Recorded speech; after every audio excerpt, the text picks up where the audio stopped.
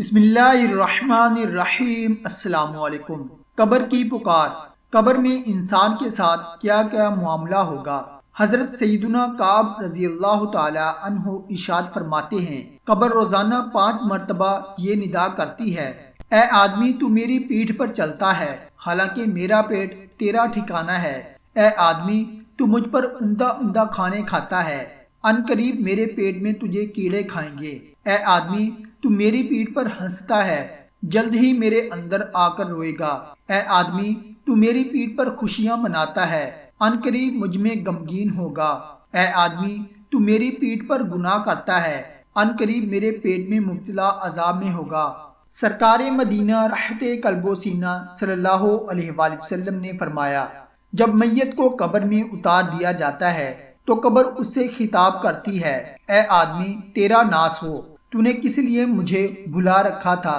کیا تجھے اتنا بھی پتا نہ تھا کہ میں فتنوں کا گھر ہوں، تاریکی کا گھر ہوں؟ پھر تو کس بات پر مجھ پر اکڑ اکڑ کر پھرتا تھا؟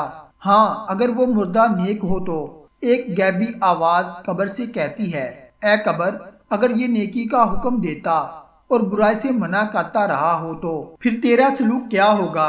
قبر کہتی ہے، اگر یہ بات ہو تو میں اس کے لیے گلزار بن جاتی ہوں۔ چنانچہ پھر اس شخص کا بدن نور میں تبدیل ہو جاتا ہے اور اس کی روح رب العالمین عز و جل کی بارگاہ کی طرف پرواز کر جاتی ہے۔ حضرت سیدنا عمر بن عبد العزیز رضی اللہ تعالی عنہ ایک جنازے کے ساتھ قبرستان تشریف لے گئے۔ وہاں ایک قبر کے پاس بیٹھ کر غور و فکر میں ڈوب گئے۔ کسی نے عرض کی، یا امیر المؤمنین آپ یہاں تنہا کیسے تشریف فرما ہیں؟ فرمایا، ابھی ایک قبر نے مجھے پکار کر بلایا اور بولی، اے عمر بن عبد العزیز مجھ سے کیوں نہیں پوچھتے کہ میں اپنے اندر آنے والوں کے ساتھ کیا برتاؤ کرتی ہوں؟ میں نے اس قبر سے کہا، مجھے ضرور بتا۔ وہ کہنے لگی، جب کوئی میرے اندر آتا ہے تو میں اس کا کفن پھاڑ کر جسم کے ٹکڑے ٹکڑے کر ڈالتی ہوں اور اس کا گوشت کھا جاتی ہوں۔ کہ آپ مجھ سے یہ نہیں پوچھیں گے کہ میں اس کے جوڑوں کے ساتھ کیا کرتی ہوں؟ میں نے کہا، یہ بھی بتا۔ تو کہنے لگی، ہتھیلیوں کو کلائیوں سے، گھٹنوں کو پنڈلیوں سے اور پنڈلیوں کو قدموں سے جدا کر دیتی ہوں۔ اتنا کہنے کے بعد حضرت سیدنا عمر بن عبد العزیز رضی اللہ تعالی عنہ ہچکیاں لے کر رونے لگے۔ جب کچھ افاقہ ہوا تو کچھ اس طرح عبرت کے مدنی پھول لٹانے لگے۔ اے اسلامی بھائیوں، اس دنیا میں ہمیں بہت تھوڑا سا عرصہ رہنا ہے۔ جو اس دنیا میں صاحب اقتدار ہے وہ آخرت میں انتہائی ذلیل و خوار ہوگا۔ جو اس جہاں میں مالدار ہے وہ آخرت میں فقیر ہوگا۔ اس کا جوان بوڑھا ہو جائے گا اور جو زندہ ہے وہ مر جائے گا۔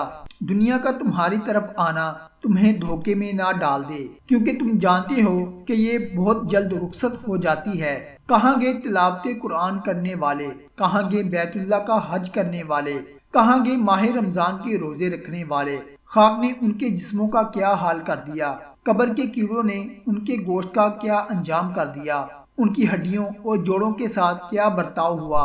اللہ عز و جل کی قسم، جو بے عمل دنیا میں آرام دہ نرم نرم بستر پر ہوتے ہیں لیکن اب اپنے گھر والوں اور وطن کو چھوڑ کر راحت کے بعد تنگی میں ہے، ان کی اولاد گلیوں میں در بدر ہے، کیونکہ ان کی بیواؤں نے دوسرے نکاح کر کے پھر سے گھر بسا لیے۔ ان کے رشتہ داروں نے ان کے مکانات پر قبضہ کر لیا اور میراث آپس میں بانٹ لی۔ واللہ ان میں بعض خوش نصیب بھی ہیں جو کہ قبروں میں مزے لوٹ رہے ہیں، جبکہ بعض ایسے ہیں جو عذاب قبر میں گرفتار ہیں۔ افسوس، 100,000 افسوس، اے نادان جو آج مرتے وقت کبھی اپنے باپ کی، کبھی اپنے بیٹے کی تو کبھی سگے بھائی کی آنکھیں بند کر رہا ہے۔ ان میں سے کسی کو نہلا رہا ہے، کسی کو کفن پہنا رہا ہے، کسی کے جنازے کو کندھے پر اٹھا رہا ہے تو کسی کو قبر کے تنگ و تاریک گھڑے میں دفنا رہا ہے۔